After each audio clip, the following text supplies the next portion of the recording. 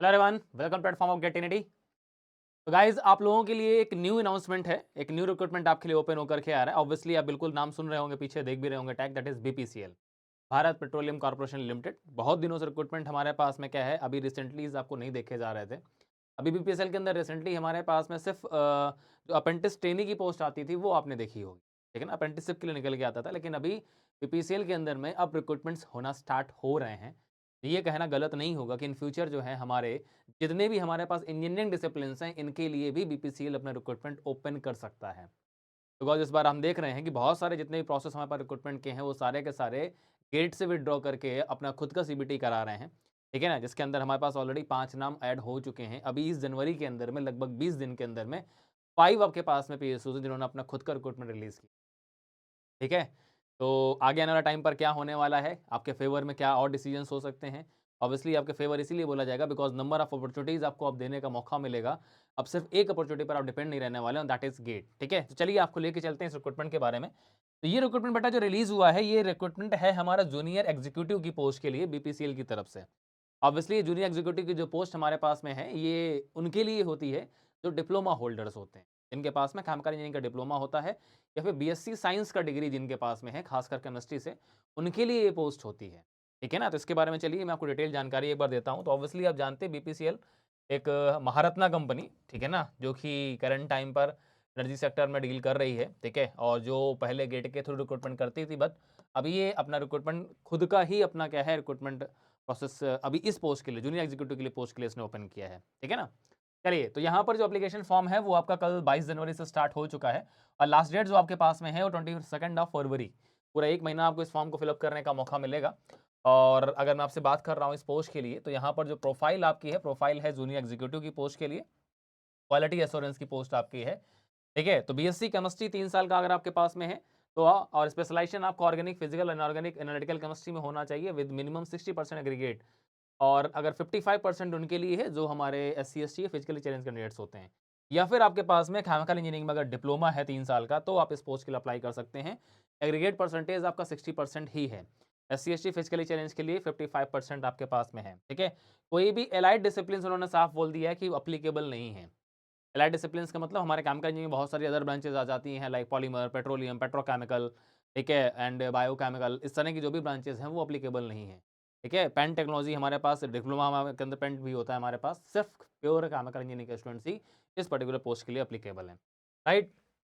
But यहाँ पर हमारे पास में क्या है, आपका जो जॉब रोल है, जॉब रोल आपके पास यहाँ पर लिखा गया है, ठीक है। जो भी हमारे पास में क्या है, टेस्टिंग एंड एनालाइजिंग, ठीक है, कंट्री के अंदर या फिर आउटसाइड कंट्री आपको लोकेशन जो भी दी जाएगी, तो आपके पास में maintaining calibration schedule, carry out calibration equipments, ये आपका टास्क रहने वाला है, ठीक है। तो यहाँ पर जॉब रोल आपकी चैलेंजेस आपको मेंशन कर दिए गए हैं नोटिफिकेशन के अंदर ही। यहाँ पर जो सबसे बड़ी चीज़ आपके पास में है वो है एसेंशियल क्वालिफिकेशन, ठीक है। 1 जनवरी 2025 तक अगर आपके पास में पेट्रोलियम, ऑयल एंड गैस या पेट्रोकेमिकल इंडस्ट्री के अंदर में अगर आपके पास 5 साल का एक्सपीरियंस है, ठीक है, डिप्लोमा होल्डर्स के पास में, बिकॉज बहुत सारे डिप्लोमा होल्डर का इनिशियल जो प्लेसमेंट रहता है वो बहुत अच्छी कंपनीज में होता है, ठीक है। तो अगर आपके पास 5 साल का एक्सपीरियंस है, आपके पास में वर्किंग नॉलेज है टेस्टिंग का, ठीक है, front line maintenance test equipments का वर्क एक्सपीरियंस, अगर आपके पास आईएसओ एनएबीएल एक्रेडिटेड लैब का है, अगर अगर आपने इस तरह किसी लैब में काम किया है, सीएसआईआर वगैरह में कभी अगर आपने लैब में कोई प्रोजेक्ट अगर किया है, ठीक है, तो आपको चांस मिल सकता है। और hands on experience LIMS laboratory information management system. भाई ये वीडियो देने का एक मकसद मेरा ये भी होता है कि अगर आपको इसके बारे में जानकारी नहीं है, ऐसा कुछ भी होता है इस फील्ड के अंदर, तो ये चीज़ें आप इन फ्यूचर कर सकते हैं।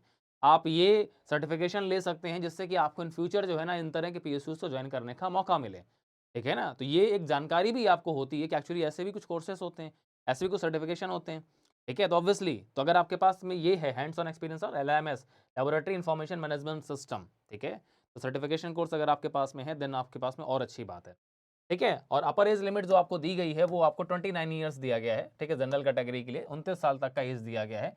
बाकी ओबीसी और नॉन क्रीमी लेयर और एससी एसटी फिजिकली चैलेंज के लिए जैसा रिजर्वेशन होता है 3 साल, 5 साल, 10 साल, वो रिलैक्सेशन आपको मिल जाएगा, ठीक है। चलिए, मैक्सिमम जो दिया गया है वो 10 ईयर्स का दिया गया रिलैक्सेशन। दूसरी प्रोफाइल जो है हमारे पास में वो है आपके पास में सेक्रेटरी के लिए, जहाँ पर हमारे पास बैचलर डिग्री 3 साल का, बेसिकली हम बोल सकते हैं कि बीएससी, बीए या फिर कोई भी आपके पास बैचलर डिग्री है, 70% मार्क्स के साथ होना चाहिए। और 65% मार्क्स हैं एससी एसटी फिजिकली चैलेंज के लिए। दूसरा है आपके पास में इसके साथ आपके 12th में बोर्ड में 70% मार्क्स एग्रीगेट होने चाहिए, ठीक है। और दूसरा है आपके पास 10th में भी मिनिमम 70% मार्क्स आपके होने चाहिए। डिप्लोमा सर्टिफिकेशन इन एडमिन सेक्रेटरियल और पीए एग्जीक्यूटिव असिस्टेंट सेक्रेटरियल और प्रैक्टिस ऑफिस मैनेजमेंट, ठीक है। तो ये जनरली जो हमारे साइंस या आर्ट्स के जिनका 3 साल का ग्रेजुएशन डिग्री होता है, ये उनके लिए है। और उनके पास अगर इस तरह का कोई भी डिप्लोमा है या सर्टिफिकेशन है, तो वो लोग इस पोस्ट के लिए अप्लाई कर सकते हैं, राइट। चलिए, तो ये टेक्निकल पोस्ट के लिए नहीं है ये वाला पोस्ट हमारे पास में। और यहाँ पर जॉब रोल एंड की रिस्पॉन्सिबिलिटीज लिखा गया है, और इस पोस्ट के लिए भी उन्होंने एक्सपीरियंस मांगा है, मिनिमम 5 साल का एक्सपीरियंस होना चाहिए। 5 साल का एक्सपीरियंस यहाँ पर आपको चाहिए, ठीक है। Excellent written and verbal communication skills and clear diction plus auditory skills both in English and Hindi language. एक तरह से हमारे पास में आपका हिंदी और इंग्लिश लैंग्वेज का काफ़ी अच्छा ज्ञान होना चाहिए। MS Office, sheet, Word, Excel, PowerPoint, Outlook, इसका आपके पास नॉलेज होना चाहिए। यहाँ पर जो अपर एज लिमिट है वो जनरल EWS के लिए 29 ईयर्स है, बाकी SC/ST के लिए और फिजिकली चैलेंज के लिए आपका और OBC नॉन क्रीमी के लिए जो चैलेंज जो आपका रिलैक्सेशन होता है एज का, वो आपको मिल जाएगा। याद रखिएगा, सारे क्राइटेरिया जो है वो आपकी 1 जनवरी 2025 तक लिए जा रहे हैं। एप्लीकेशन आपका जो है ना पूरा का पूरा ऑनलाइन मोड में होने वाला है, ठीक है। जो भी आपको रिक्वायर्ड डॉक्यूमेंट है, एजुकेशन क्वालिफिकेशन, आपके पास डेट ऑफ बर्थ का proof, like 10th and 12th का सर्टिफिकेट आपके पास होना चाहिए, और मार्कशीट अलॉन्ग विद डिग्री और डिप्लोमा सर्टिफिकेट। ये ध्यान रखिएगा, आपको दोनों चीज़ें अपलोड करनी है। अपलोड विद कंसोलिडेटेड मार्कशीट भी चाहिए, फाइनल मार्कशीट आपके पास पास आउट की, और आपके पास डिप्लोमा, ठीक है, या डिग्री जो भी आपका है वो आपके पास होना चाहिए। वर्क एक्सपीरियंस सर्टिफिकेट आपके पास होना चाहिए पूरा का पूरा, ठीक है। चलिए, दूसरा हमारे पास आता है कि आपके पास एप्लीकेशन का रजिस्ट्रेशन का जो हमारे पास जो फीस है, उन्होंने फीस भी मेंशन यहाँ पर किया हुआ है। बाकी चीज़ें तो आप यहाँ से पढ़ सकते हैं। हाँ, फीस उन्होंने मेंशन किया हुआ है, जो भी हमारे OBC अनरिजर्व्ड या EWS कैटेगरी कैंडिडेट्स हैं उनको 1000 रुपीज़ प्लस GST, मतलब लगभग 1180 रुपये आपको पे करने हैं, ठीक है, टोटल आपके पास में। बाकी SC/ST के और फिजिकली चैलेंज कैंडिडेट्स के लिए कोई भी एप्लीकेशन फ़ी नहीं है।